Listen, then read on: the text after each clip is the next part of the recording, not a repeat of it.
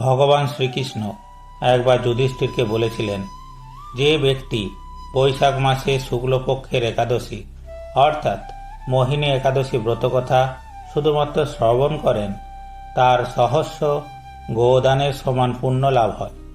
আর যে ব্যক্তি এই মোহিনী একাদশী পালন করে সে সমস্ত পাপ থেকে মুক্ত হয়ে বৈকুণ্ঠ ধামে গমন করে।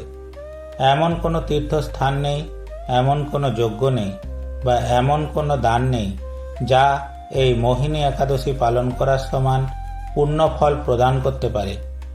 তাই হে প্রিয় দর্শক বন্ধু, আপনি যদি এই একাদশী ব্রত পালন করতে নাও পারেন, তবুও যদি এই মোহিনী একাদশীর ব্রত কথা শ্রবণ করেন, তাহলেও আপনি 1000 গরুদানের সমান পূর্ণ ফল লাভ করবেন।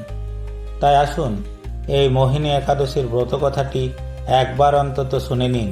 সরস্বতী নদীর তীরে এক সময় ভদ্রাবতী নামে একটি সুন্দর শহর ছিল, যেখানে রাজা দ্যুতিমান রাজত্ব করতেন। তার রাজ্যে ধনপাল নামে এক বণিক ছিলেন, যার প্রচুর সম্পদ এবং খাদ্যশস্য ছিল। তিনি অত্যন্ত ধার্মিকও ছিলেন। ধনপাল ভদ্রাবতীর সকল নাগরিকের কল্যাণের জন্য হ্রদ খনন, যজ্ঞস্থল তৈরি এবং সুন্দর উদ্যান চাষের ব্যবস্থা করেছিলেন। তিনি ভদ্রাবতীর একজন মহান ভক্ত ছিলেন। তার 5 পুত্র ছিল: সুমন, দ্যুতিমান, মেধাবী, সুকৃতি এবং ধৃষ্টবুদ্ধি। দুর্ভাগ্যবশত ধৃষ্টবুদ্ধি খুবই পাপী ছিলেন। তিনি পতিতাদের সাথে শয়ন করতেন এবং নিকৃষ্ট ব্যক্তিদের সাথে মেলামেশা করতেন। দুষ্ট ধৃষ্টবুদ্ধি তার পিতার সম্পদ নির্বিচারে ব্যয় করতেন, অস্পৃশ্য খাবার এবং মদ্যপান করতেন। একদিন ধনপাল তাকে এক পরিচিত বেশ্যার সাথে হাত ধরাধরি করে রাস্তায় হাঁটতে দেখে তাকে বাড়ি থেকে বের করে দেন। ধৃষ্টবুদ্ধির সমস্ত আত্মীয় স্বজন তার তীব্র সমালোচনা করে এবং তার থেকে দূরে সরে যায়। সে তার সমস্ত উত্তরাধিকার সূত্রে প্রাপ্ত অলংকার বিক্রি করে দেয় এবং নিঃস্ব হয়ে যায়। এমনকি বেশ্যাটিও তার দারিদ্র্যের জন্য তাকে অপমান করে এবং তাকে পরিত্যাগ করে। ক্ষুধার্ত এবং উদ্বেগে জর্জরিত হয়ে সে ভাবছিল যে সে কি করবে, কোথায় যাবে এবং কিভাবে সে নিজেকে গুছিয়ে রাখবে। অবশেষে সে চোর হয়ে গেল। রাজার সৈন্যরা তাকে অনেকবার গ্রেপ্তার করেছিল, কিন্তু তার পিতা বিখ্যাত ধনপাল জানতে পেরে তাকে ছেড়ে দেয়।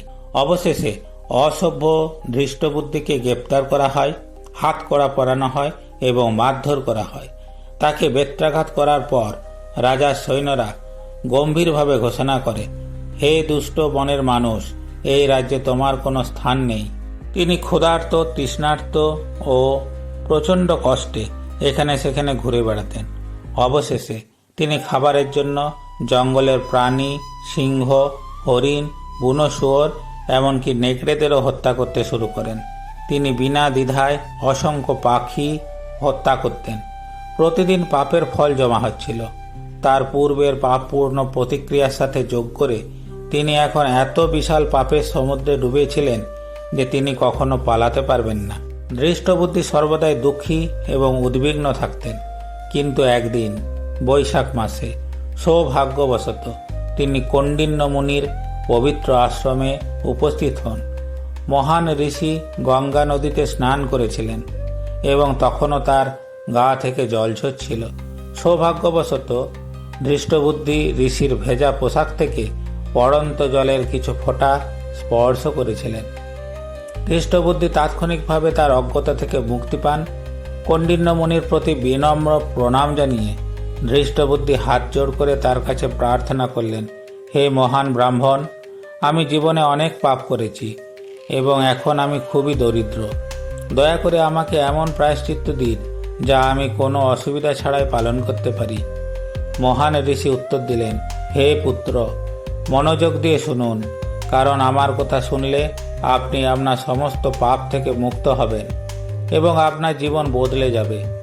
এই বৈশাখ মাসের পবিত্র মোহিনী একাদশী, যা সুমেরু পর্বতের মতো বড় এবং ভারী পাপকে নিষ্কাশন করার ক্ষমতা রাখে, যদি আপনি আমার উপদেশ অনুসরণ করেন এবং বিশ্বস্ততার সাথে এই একাদশীতে উপবাস করেন, যা ভগবান হরির অত্যন্ত প্রিয়, তাহলে আপনি বহু জন্মের সমস্ত পাপ থেকে মুক্তি পাবেন।